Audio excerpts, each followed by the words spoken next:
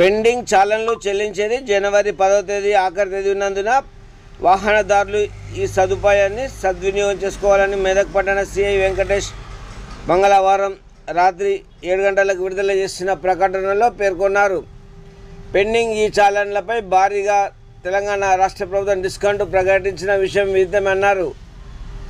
మెదక్ పట్టణ ప్రజలంతా పెండింగ్ ఈ చాలన్లపై భారీ డిస్కౌంట్ ఉన్న సంగతి తెలిసినందున రేపటితో గడువు ముగుస్తున్నందున ఈ సదవకాశాన్ని ప్రజలంతా వినియోగించుకోవాలన్నారు.